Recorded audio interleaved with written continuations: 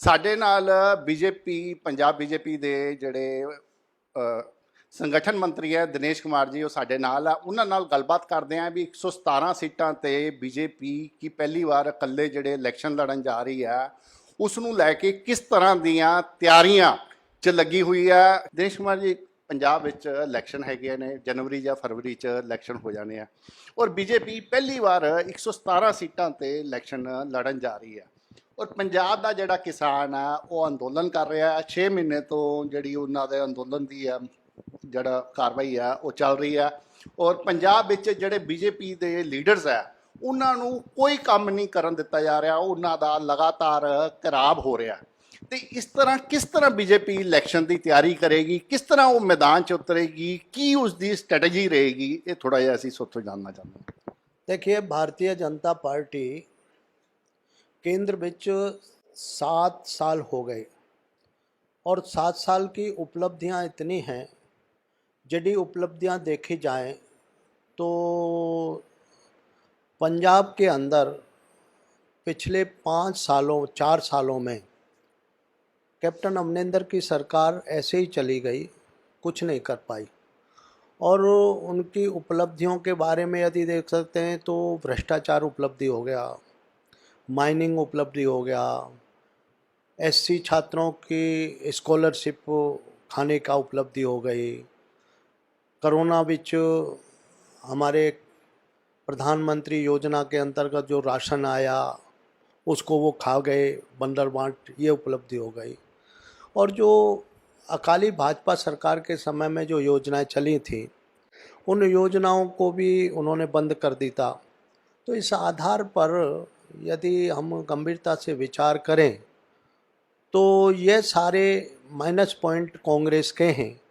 और सारा plus point सबसे अधिक जो जाता है 67 से हमारा अकाली समझौता हुआ, जबकि भारतीय जनता पार्टी का बड़ा छोटा हिस्सा था, लेकिन साइंटिफिक समझौता बताते थे, क्योंकि पंजाब दी अमन चैन शांति के लिए वो समझौता था, सिख हिंदू भाईचारे के लिए वो समझौता था।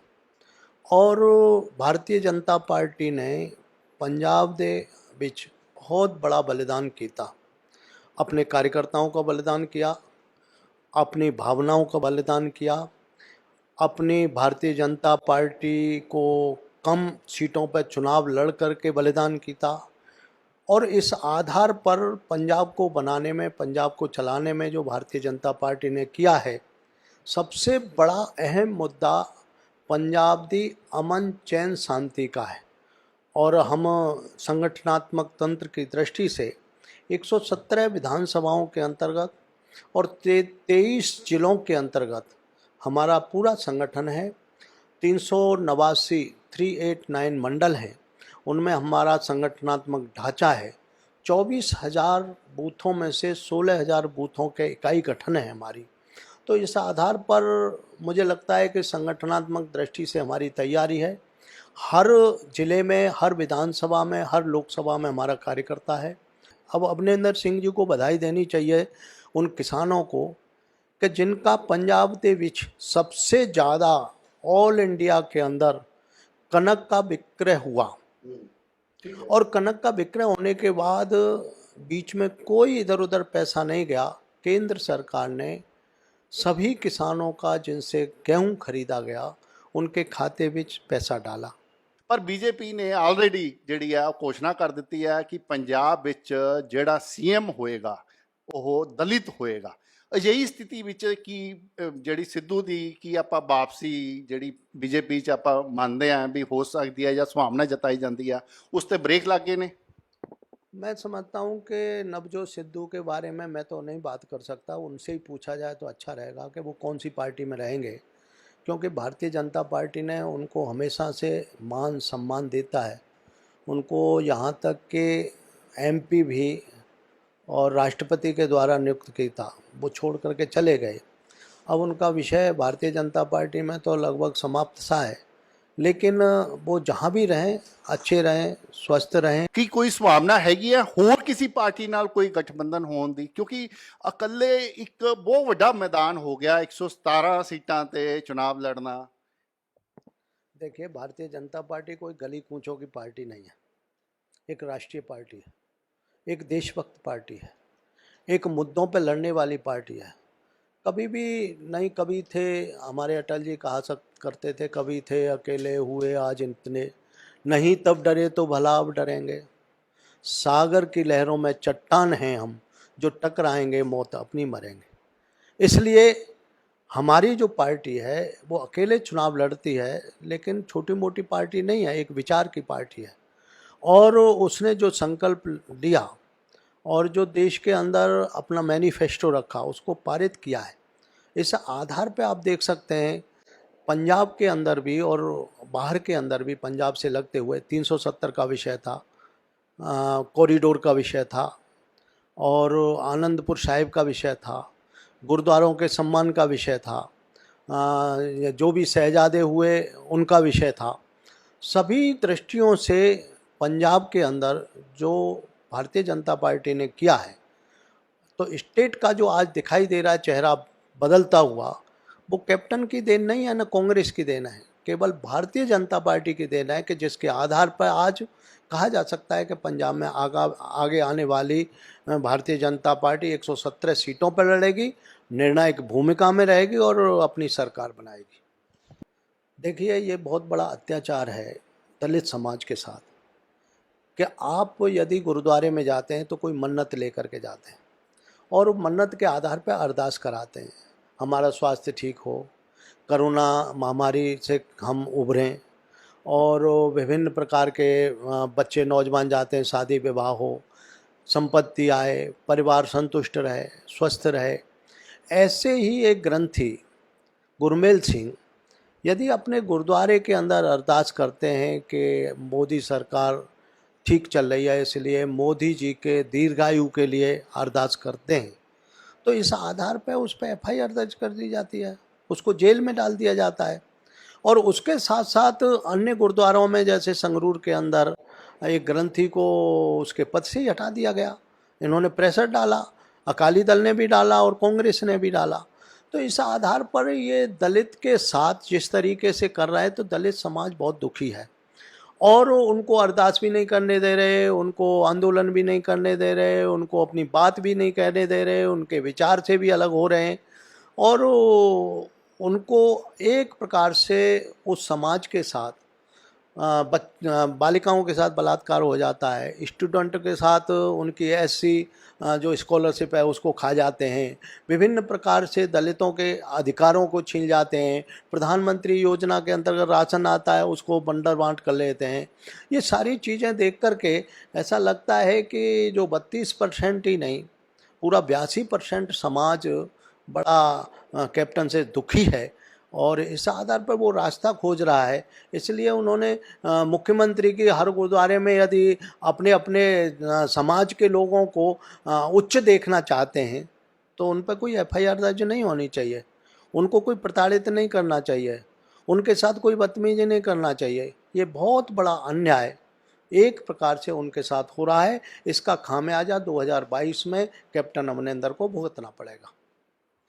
ਸਰ ਬੀਜੇਪੀ ਦੇ ਬਾਰੇ ਚ ਇਹ ਕਿਹਾ ਜਾਂਦਾ ਹੈ ਵੀ ਇੱਕ ਵਿਚਾਰਧਾਰਾ ਦੀ ਪਾਰਟੀ ਹੈ। ਬੀਜੇਪੀ ਦੇ ਨੇਤਾ ਦਾ ਜਿਹੜੇ ਵਿਚਾਰ ਹੈ ਇਹ ਆਪਸ ਚ ਮਿਲਦੇ ਰਹਿੰਦੇ ਨੇ, ਮਤਲਬ ਕਿ ਇਸ ਚ ਕਿਸੇ ਤਰ੍ਹਾਂ ਦੀ ਜੋ ਕੰਟਰੋਵਰਸੀ ਹੈ ਉਹ ਸਾਹਮਣੇ ਨਹੀਂ ਆਉਂਦੀ। ਈਦ ਦੇ ਉੱਤੇ, ਈਦ ਦੇ ਮੌਕੇ ਤੇ ਕੈਪਟਨ ਅਮਰਿੰਦਰ ਸਿੰਘ ਨੇ ਮਲੇਰਕੋਟਲਾ ਨੂੰ ਜ਼ਿਲ੍ਹਾ ਘੋਸ਼ਿਤ ਕੀਤਾ। ਬੀਜੇਪੀ ਨੇ ਜਿਹੜਾ ਇਹ ਮਤਲਬ ਕਿ ਜਿਹੜਾ ਜ਼ਿਲ੍ਹਾ ਬਣਾਉਣ ਦੀ ਜਿਹੜੀ ਘੋਸ਼ਣਾ ਸੀਗੀ ਇਸ ਦਾ ਵਿਰੋਧ ਕੀਤਾ। मलेरकोटला को जिला घोषित करना ईद वाले दिन घोषित किया है। उस तारीख ਨੂੰ परशुराम जयंती भी थी, उनका नाम नहीं लेता और उसके आधार पर वो सांप्रदायिक सौहार्द की बात कर रहे हैं कि जो उसने एक मुसलमान था उसने ये कहा कि साहबजादों का जो दीवार में चुने जा रहे हैं उनका विरोध मुसलमानों ने किया, उसने किया। इसके आधार पर मलेरकोटला एक सौहार्द का विषय, मैं पूछना चाहता हूँ, सौहार्द का ही विषय था तो साहबजादों का जो बलिदान हुआ उनको अच्छी श्रद्धांजलि देनी थी तो उनके शहीदी दिवस पर घोषित करना चाहिए था। और यदि यही ज़्यादा करते तो बहुत बड़ा अपमान नामधारी समुदाय का किया है। वहाँ राम सिंह कूका आंदोलन के नाम से वो जाना जाता है। 66 को राम सिंह कूका के साथ और बलिदान किया था, उनको तोपों से उड़ाया गया। एक 13 वर्ष का बालक था और उसका आंदोलन को कोई सम्मान नहीं, उनके नाम से उसको घोषित किया जाता। लेकिन जिस तरीके से इन्होंने उसको घोषित किया है, एक 2022 में तुष्टीकरण और विशेष समुदाय के वोट लेने के लिए घोषित किया है, और मैं चाहता हूँ उनके सपने पूरे नहीं होंगे।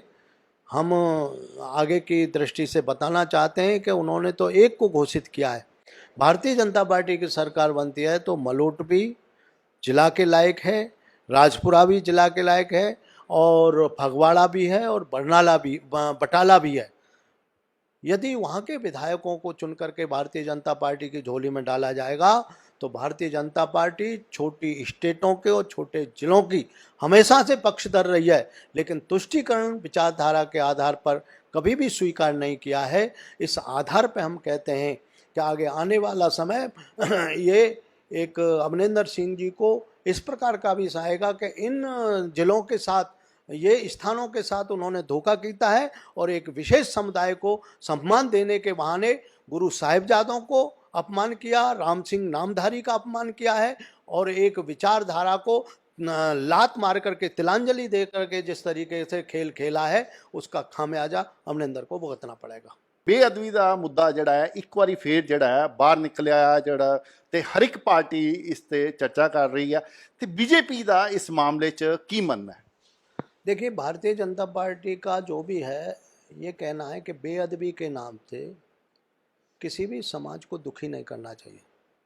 यदि बेअदबी हुई है और उसमें दोषी हैं तो उनको कड़ी से कड़ी सज़ा देनी चाहिए जो आती है।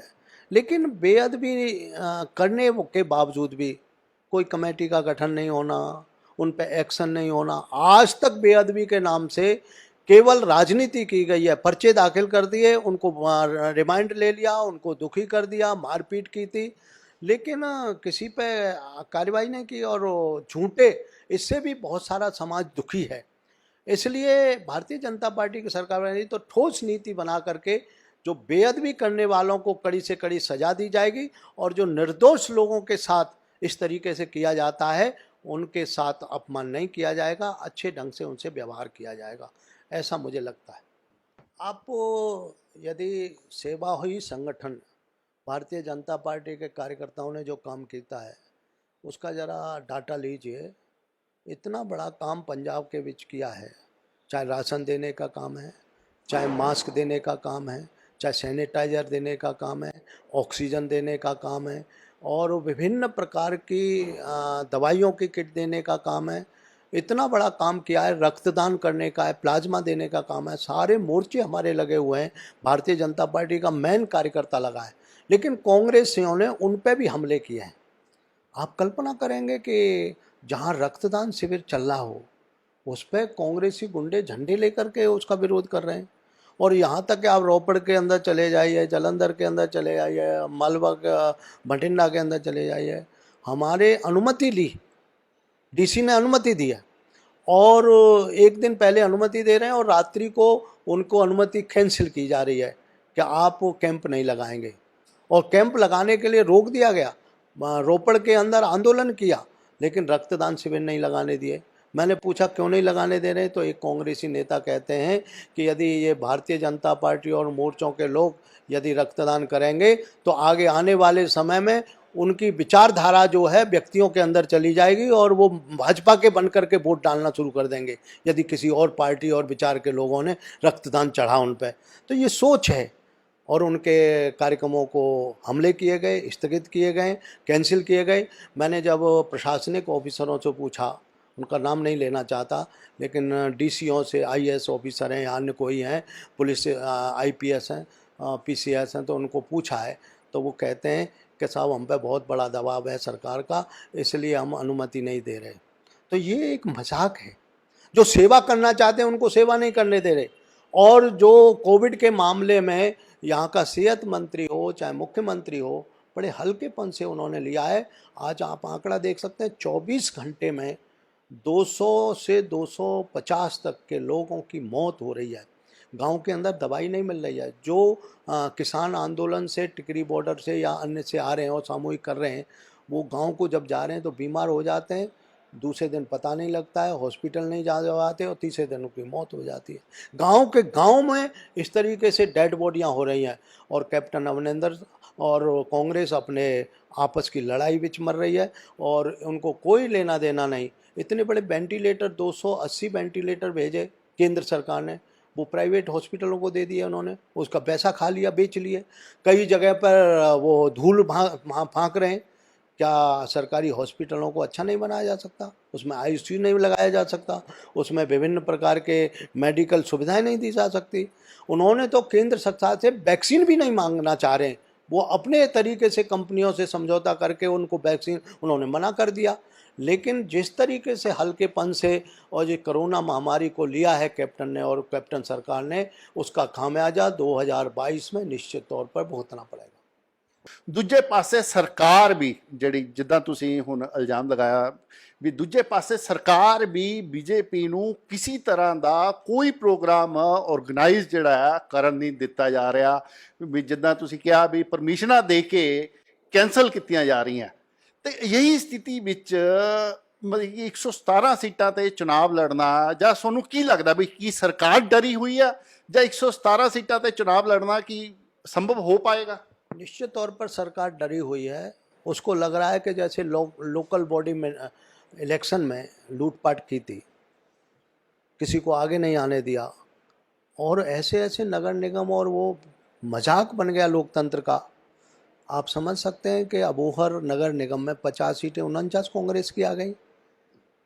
अब ये क्या है? तो इस दृष्टि से पूरे पंजाब विच लोकल बॉडी मिनिस्टर में लूटपाट की थी, वो ही तरीका अपनाना चाहते हैं ये 2022 में और इस आधार पर अपनी सरकार बनाना चाहते हैं। लेकिन इनके मंसूबे पूरे नहीं होंगे क्योंकि लोकल बॉडी मिनिस्टर में कैप्टन की, प्रशासन की और पुलिस की भूमिका थी।